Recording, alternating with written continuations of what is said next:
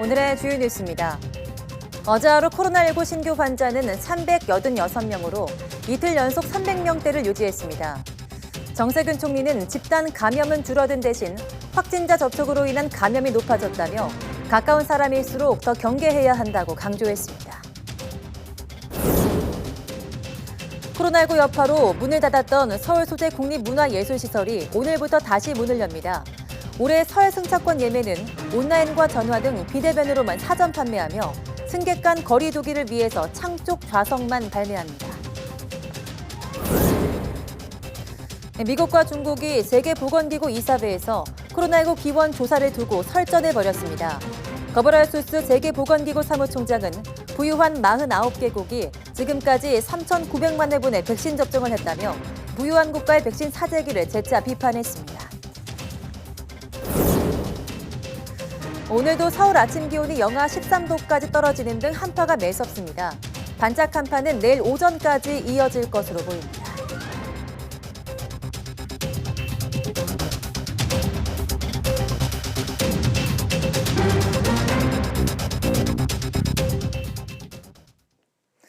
여러분 안녕하십니까? 1월 19일 사이언스 투데이입니다. 코로나19 신규 환자가 이틀째 300명대로 감소세를 이어갔습니다. 중앙방역대책본부는 오늘 0시 기준 국내 확진자는 386명 추가돼서 누적 73,115명이라고 밝혔습니다. 지역 발생은 351명으로 수도권 중심 확산세가 계속됐습니다. 서울 95명, 경기 128명, 인천 18명 등 수도권에서만 241명이 확진됐습니다. 이외 부산, 강원, 광주, 제주 등 전국 모든 시도에서 감염이 확인됐습니다. 숨진 환자는 19명 늘어서 국내 사망자는 모두 1,283명이 됐습니다. 위중증 환자는 8명 줄어 누적 335명이 됐고 완치 환자는 745명 늘어 격리 해제 누적은 59,468명에 달합니다. 신규 해외 유입은 35명으로 이 가운데 8명이 입국자 검역에서 나왔습니다. 정세균 국무총리는 보이지 않는 일상 곳곳에서 코로나19가 여전히 우리를 위협하고 있다며 일상 속 방역수칙 실천을 당부했습니다. 정세균 총리는 오늘 코로나19 중대본 회의에서 최근 한 주간 집단 감염은 줄어든 대신 확진자 접촉으로 인한 감염이 45%까지 높아졌다며 이렇게 말했습니다. 이렇게 일상 속 감염이 늘어나면 언제라도 다시 확진자 수가 증가할 수 있고 설 전후 상황이 악화할 경우 코로나19와의 싸움에서 다시 수세에 몰릴 수밖에 없다며 경각심을 늦출 수 없다고 덧붙였습니다. 또 안타깝지만 감염병은 가까운 사람일수록 더 경계해야 한다며 의심 증상이 있다면 가족과의 접촉을 피해달라고 당부했습니다. 그러면서 서울시가 시행하고 있는 가족 중 1인 선제검사 받기가 가정 내 감염 여부를 확인하는 좋은 방법이 될 거라고 말했습니다. 사회적 거리두기 2.5단계가 2주 더 연장된 가운데 집합 금지 재배 대상에 포함되지 못한 유흥시설 업주들이 간판에 불을 켜고 점등 시위에 들어갔습니다. 업주들은 밀린 월세, 각종 세금까지 얹혀지면서 더는 버티기 힘든 상황이라며 고통을 호소하고 있습니다. 김대겸 기자입니다. 인천 주안동의 한 유흥거리. 세부 지침 완화로 손님을 받을 수 있게 된 일반 노래방과 카페 사이로 유흥시설도 간판불을 모두 켜놨습니다. 유흥시설은 거리두기 2.5단계 연장 이후에도 집합금지가 풀리지 않아 영업할 수 없지만 정부 방침에 항의하는 차원으로 간판불만 켜놓는 이른바 점등 시위에 나선 겁니다. 시위에 나선 유흥시설에 직접 나와봤습니다. 보시는 것처럼 간판에는 불이 들어와 있는데요. 안으로 한번 들어가 보겠습니다.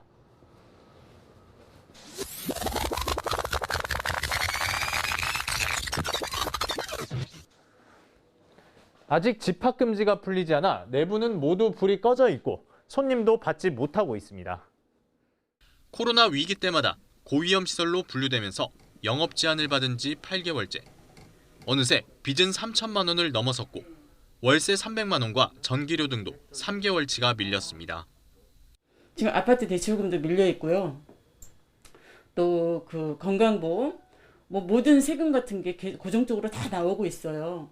그 세금들을 내지 못하고 계속 쌓아오고 있는 거 보니까 유흥시설이라는 이유로 평균 1,000만 원 넘는 세금을 걷어가면서 정작 돌아온 건 역차별뿐이라고 호소합니다. 지금 상황에서도 차별화가 되고 있잖아요. 지금 노래방이랑 저희랑은. 근데 뭐 저희는 그런 걸 불법적으로 하는 게 이제 뭐 싫으니까 일단은 세금 내고 우리는 정당하게 하겠다 해서. 광주 지역 유흥시설 업주들도 지난 5일부터 집합금지 해제를 주장하며 점등 시위를 이어오고 있습니다. 저희들은 최대한 빨리 영업을 하루라도 앞당기는 거, 그게 저희 희망사항이고 일부라도 어떤 식으로든지 보상을 해주기를 그걸 지금 원하고 있는 상태예요. 유흥음식업 중앙회는 오는 21일 정부 세종청사와 각 지역에서 전국 집회를 이어갈 방침입니다. YTN 김대겸입니다. 코로나19 확산 방지를 위해서 지난달 8일부터 문을 닫았던 서울 소재 국립문화예술시설이 오늘부터 다시 문을 엽니다. 이에 따라 국립중앙박물관과 국립현대미술관을 비롯한 국립박물관, 미술관, 도서관 9곳과 국립중앙극장 등 국립공연장 8곳이 오늘부터 개관합니다. 문화체육관광부 소속 박물관, 미술관, 도서관은 수도권에 적용하고 있는 사회적 거리두기 2.5단계 지침에 따라서 이용 인원을 수용 가능 인원의 최대 30%로 제한하며 공연장은 2칸 띄어 앉기를 적용합니다. 각 기관마다 이용 방법과 제한 사항이 달라서 사전에 누리집을 통해서 예약 제도 등을 미리 확인해야 합니다. 네, 코로나19 장기화로 신음하고 있는 곳 가운데 하나로 항공산업을 꼽을 수 있는데요. 지난 1년간 국제선 여객이 90% 이상 멈춘 가운데 다시 하늘을 날고 싶다는 소망 하나로 힘든 나날을 견디고 있는 분들을 김현우 기자가 만나고 왔습니다. 18년차 기장 A씨, 1년째 휴직과 비행을 반복하고 있습니다. 코로나19 사태가 길어지면서 예전처럼 비행할 수 있을까 하는 두려움이 커져만 갑니다. 다시 조종관을 잡고 하늘을 날고 싶은 소망을 간직한 채 하루하루 견딘 지 1년. 이런 코로나 사태가 있을 거라고는 한 번도 생각을 해보지 못했던 부분인데 1년 정도 이 사태를 겪어보니까 이제 불확실하구나. 내 직업에 대한 확실하지 않은 부분이 있구나. 지난해 1월 코로나19 확산이 본격화하면서 각국은 우선 하늘길을 막았습니다. 그러자 지난해 3월부터 국내 항공사의 국제선 여객은 90% 이상 수직 하강했습니다. 그 사이 희망퇴직과 정리해고 등으로 국내 항공사 직원 수는 1년여 만에 2,000명 이상 줄었습니다. 항공사뿐 아니라 공항에서 생업을 이어가던 업종의 시간은 대부분 멈춰섰습니다. 지상조업사와 환경미화원, 기내식 설비까지. 인천공항 출국장입니다. 평소 같으면 여행객들로 붐볐을 공항이 코로나19 여파로 1년째 텅 빈 상태가 이어지고 있습니다. 여행객의 발길이 끊기면서 공항 곳곳이 예전의 활기를 잃어가고 있습니다. 고객이 줄어드니까 저희가 편해졌었어요, 조금. 근데 한 달, 두 달, 세 달 흐르다 보니까 불편해지고 불안해지고 이제 고객이 좀 이제는 왔으면 좋겠다. 코로나19가 끝났으면 좋겠다. 전 세계 코로나 백신 접종이 본격화하면서 집단 면역 형성으로 항공산업 정상화에 대한 기대감이 높아지고 있습니다. 이 때문에 전문가들은 항공과 여행업 정상화를 위해 고용유지 지원금 외에 생태계 유지를 위한 보호장치 마련이 필요하다고 입을 모읍니다. YTN 김현우입니다. 한국철도는 코로나19 확산을 막기 위해서 오늘부터 올해 설 승차권을 온라인과 전화 접수 등 비대면 방식으로만 사전 판매한다고 밝혔습니다. 예매 기간은 오늘부터 사흘간이며 승객 간 거리 두기를 위해서 창쪽 좌석만 발매합니다. 첫날인 오늘은 만 65세 이상 고령자나 장애인을 대상으로 전화와 온라인으로 판매하고 내일은 경부선, 모레에는 호남권 승차권을 누구나 온라인으로 예매할 수 있습니다. 예매 대상은 설 연휴 하루 전인 다음 달 10일부터 연휴가 끝나는 14일까지 운행하는 KTX와 ITX 새마을, 무궁화호 열차 등입니다. 고래층은 인터넷과 스마트폰 사용에 익숙치 않은 정부와 취약계층을 위해서 예매일을 별도로 마련하고 전체 좌석의 10%를 우선 배정했다고 설명했습니다. 이례적으로 강한 한파에 새해 들어 서울은 서울을 비롯한 내륙에는 벌써 3번째 눈이 내렸습니다. 이전 2번의 눈은 눈 예보가 정확하게 맞았지만 3번째는 서울의 경우 크게 빗나갔습니다. 이번 눈 예보가 왜 어긋난 건지 정혜윤 기자가 알아봤습니다. 1월 들어 서울에는 벌써 3번째 눈이 내렸습니다. 특히 지난 6일 내린 눈은 사상 최악의 교통대란을 불러왔습니다. 오전부터 퇴근길 서울에 3에서 10cm의 눈이 온다고 예보됐고 실제로도 3.8에서 13.7cm의 적설량을 기록했습니다. 하지만 기상청의 예보에 귀 기울이지 않은 서울시의 늑장 대처와 부실한 제설 작업으로 시민들은 끔찍한 퇴근길 악몽을 경험했습니다. 이후 엿새 만에 다시 내린 눈도 예보는 정확했습니다. 서울에 1에서 5cm의 눈이 내린다고 예보했고 실제 적설량도 4.7에서 6.5cm를 기록했습니다. 이번엔 제설 작업도 미리 이루어져 폭설에도 교통 혼잡은 빚어지지 않았습니다. 이어 가장 많은 양이 내릴 것으로 예보됐던 3번째 눈. 하지만 이번엔 예보가 빗나갔습니다. 서울에 3에서 10cm의 눈이 내릴 것으로 예상돼 제설 비상근무 2단계까지 발령됐지만 1cm가 조금 넘는 눈이 내리는데 그친 겁니다. 서울 북쪽의 가평에는 8.5cm, 남쪽 안성에는 9.5cm의 눈이 왔는데 강한 눈구름이 서울을 남북으로 비껴간 형태가 됐습니다. 일요일부터 유입된 구름대 영향으로 눈이 내리던 가운데 북쪽으로부터 남하하는 저기압의 이동이 늦어지면서 두 구름대의 상호작용이 약해져 서울과 수도권은 다른 지역에 비해 눈의 양이 적게 나타났습니다. 한파에 이어 기압골이 북쪽으로 자주 통과하면서 이번 겨울에는 눈 소식이 유난히 잦습니다. 기상청은 목요일과 주말과 휴일 사이 2차례의 눈이 더 내릴 가능성이 있다고 전망했습니다. YTN 정혜윤입니다. 오늘은 전국이 대체로 맑지만 서울 아침 기온이 영하 11.6도까지 떨어지는 등 반짝 한파가 찾아왔습니다. 기상청은 북서쪽에서 일시적으로 강한 한기가 남하하면서 오늘 아침 내륙 기온이 영하 10도 밑으로 내려갔고 낮 기온도 영하권에 머물겠다고 밝혔습니다. 오늘 서울 낮 기온은 영하 2도로 어제보다 2도 낮겠고 찬바람이 불면서 체감 온도는 영하 4도에 머물겠습니다. 반짝 한파는 내일 아침까지 이어지겠고 내일 낮부터는 내년 기온을 크게 웃돌며 추위가 풀릴 것으로 보입니다. 사막에 눈이 내려 쌓이고 기온이 영하로 떨어지는 등 세계 곳곳에서 이상 기후가 감지되고 있습니다. 사우디아라비아의 한 지역에서는 50년 만에 처음으로 기온이 영하로 내려가기도 했습니다. 이어진 기자입니다. 낙타가 두꺼운 담요를 두른 채 소복이 쌓인 눈밭에 서 있습니다. 영국 일간 데일리메일과 더 선은 사우디아라비아의 한 지역에서 찍힌 낙타의 모습을 전했습니다. 양떼는 사막 위 얕게 쌓인 눈 위를 걷고 있습니다. 사시사철 무덥기로 유명한 중동 사우디아라비아와 아프리카 사하라 사막에 눈이 내려 쌓인 겁니다. 데일리메일에 따르면 지난 14일 사우디아라비아 남서부 아시르 지역에서 기온이 영하 2도까지 떨어지며 눈이 내려 사막과 언덕이 하얗게 뒤덮였습니다. 이 지역의 기온이 영하로 내려간 건 50년 만입니다. 사진작가 카림 부셰타타는 사하라 사막의 관문으로 불리는 알제리의 아인세프라 지역에서 하얀 눈이 모래결을 따라 반짝이는 장면을 촬영했습니다. 이 지역은 가장 추운 1월에도 평균 12도를 유지하지만 최근 영하 3도까지 떨어졌습니다.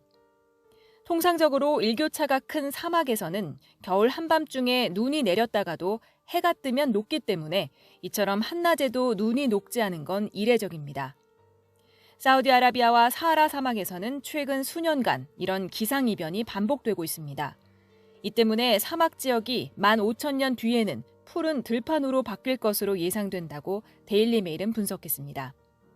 YTN 이어진입니다.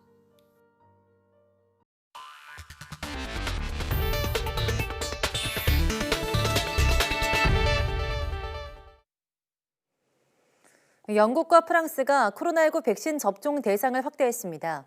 미국과 중국은 코로나19 기원 조사를 두고 세계보건기구 WHO 이사회에서 신경전을 벌였습니다.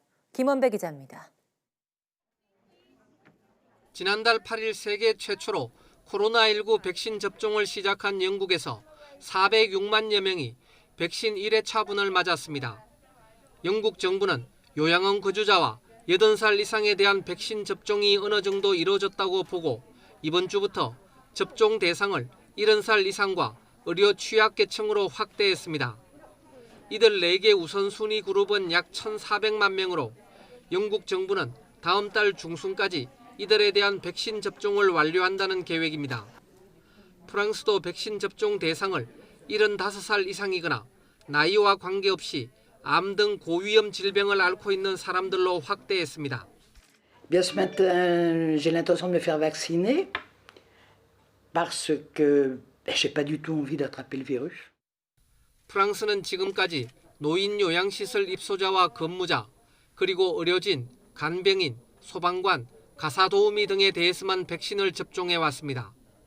프랑스 정부는 이번 달까지 100만 명에게 백신을 접종한다는 목표를 세워놓고 있는데 42만여 명이 백신을 맞았습니다. 이런 가운데 미국과 중국이 세계보건기구 WHO 이사회에서 코로나19 기원 조사를 두고 신경전을 벌였습니다. First, all studies produced in China on the presence of SARS-CoV-2 related genetic sequences in animals. Animal testing results in and around Wuhan, Hubei province, environmental samples from the markets, and comparative analysis of genetic data and samples. Virus origin studies are of scientific nature. It needs coordination, cooperation. We must stop any political pressure. 일본의 스가 요시히데 총리는 백신 접종 업무를 관장할 백신 접종 담당상을 신설하고 고노다로 행정개혁 담당상이 겸임하도록 했습니다. YTN 김원배입니다.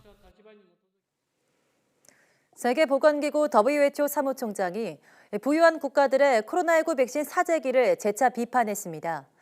거버라이소스 WHO 사무총장은 현지 시간 18일 개막한 제148회 WHO 이사회에서 부유한 49개국은 지금까지 백신 3,900만 회분을 접종했지만 최빈국 중 한 곳은 단지 25회분만 받았다고 밝혔습니다.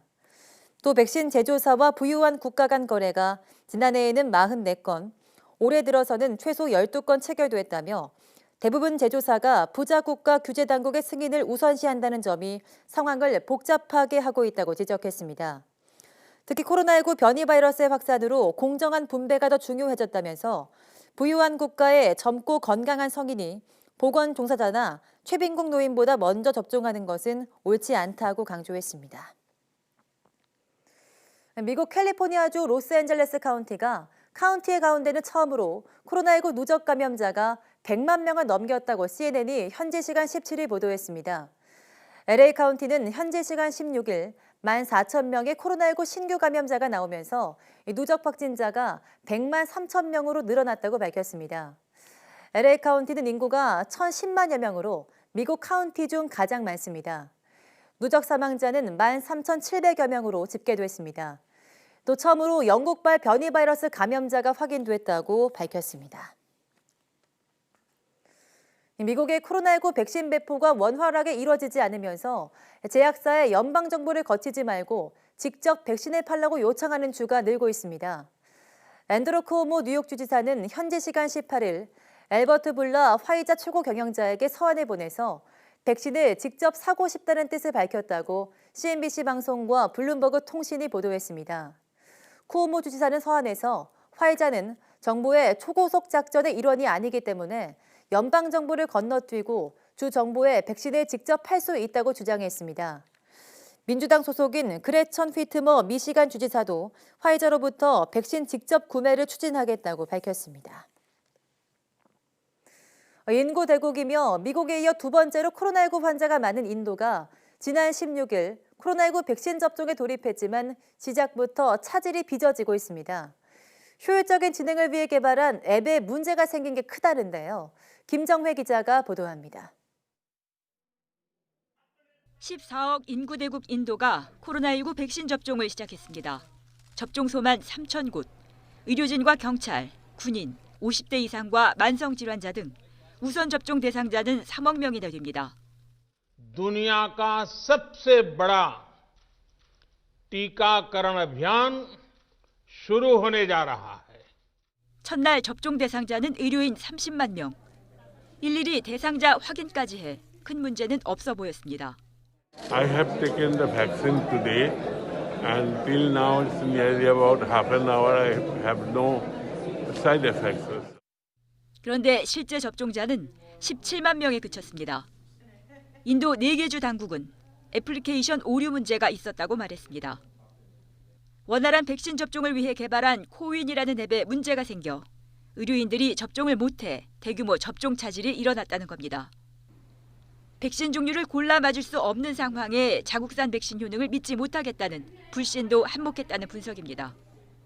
인도는 지난 3일 아스트라제네카 백신과 자국산 백신을 함께 승인했는데 토종 백신의 경우 임상 3상을 거치지 않은 데다 예방 효과도 공개되지 않아서 졸속 승인이라는 비난이 거셌습니다. 백신 접종이 본격화되는 가운데 나타나는 문제들을 보면 물량 확보나 시설 문제 못지않게 의외로 예상 밖의 것들이 많습니다. 특히 인도의 이번 접종 앱 문제는 IT 기반으로 접종 체계가 이루어지는 나라에서는 어디서든 일어날 수 있는 문제라는 점에서 더욱 눈여겨볼 만한 대목으로 보입니다. YTN 김정희입니다. 코로나19에 감염되면 완치된 뒤에도 후유증을 겪는 경우가 많은데요. 영국 연구팀이 완치자를 상대로 조사한 결과 3명 중 1명 정도가 심각한 후유증으로 5개월 안에 다시 입원하는 것으로 파악됐습니다. 또 이 가운데 12%는 결국 숨졌습니다. 보도에 김영근 기자입니다. 대학 교수인 펠리시티 씨는 코로나19에 걸렸다 완치됐지만 심각한 후유증에 시달리고 있습니다. So I ended up at A&E in the second month with just incredible abdominal pains and lots of joint pains and terrible headaches, sort of shooting pains up and down my arms. 이처럼 코로나19 후유증을 앓고 있는 건 펠리시티 씨뿐만이 아닙니다. 영국 레스터대 연구팀이 영국의 코로나19 완치자 4만여 명을 대상으로 조사한 결과 29.4%가 5달 안에 다시 입원했습니다. 후유증으로 호흡기나 심혈관 질환, 당뇨병 등이 심해졌기 때문입니다. 재입원한 환자의 12%는 결국 숨졌습니다. 후유증은 50세 이상인 사람, 여성보다는 남성, 그리고 과체중인 사람에게서 더 많이 나타났습니다. 코로나19 완치 후에도 폐, 심장, 뇌 등에 심각한 후유증이 남는다는 연구는 이외에도 여러 차례 나왔습니다. 중국 국립호흡기의학센터 조사에서는 코로나19 완치자의 76%가 6개월 뒤에도 피로와 수면장애, 폐기능장애 등을 호소했습니다. 영국 에든버러 대학 연구에서는 코로나19 완치자의 55%가 심장 이상을 호소하는 것으로 나타났습니다. 후유증으로 뇌가 최대 10년까지 노화할 수 있다는 연구 결과도 발표됐습니다. The more prolonged the stay in hospital, the more severe the COVID, the requirement for intensive care or for high flow oxygen identifies a group of patients who are more likely to have persisting symptoms at 6 weeks and longer. 전문가들은 특히 사망으로 이어질 수 있는 중증 완치자에 대한 지속적인 모니터링과 관리가 필요하다고 지적했습니다. YTN 김영근입니다. 독일에서 지금까지 알려지지 않은 신종 코로나19 변이 바이러스가 발견됐습니다. 독일 일간 미네너 메르쿠어는 바이에른주의 한 병원에서 지금까지 알려지지 않은 신종 코로나19 변이 바이러스가 발견됐다고 전했습니다. 독일 베를린 샤리테 병원의 감염병 권위자인 크리스티안 드로스텐 박사팀은 이 신종 변이 바이러스에 대한 정밀 조사에 착수할 예정입니다. 병원 측은 변이 바이러스가 출현했다는 사실 자체가 감염성이 더 크다는 것을 의미하진 않는다면서 지나친 공포감을 갖지 말 것을 당부했습니다.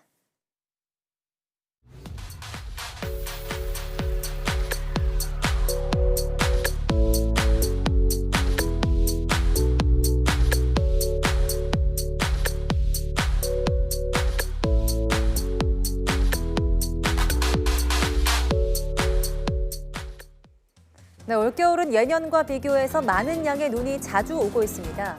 지난 6일도 갑작스러운 폭설로 서울시내 도로 곳곳이 마비됐었고 어제도 눈이 내렸었죠.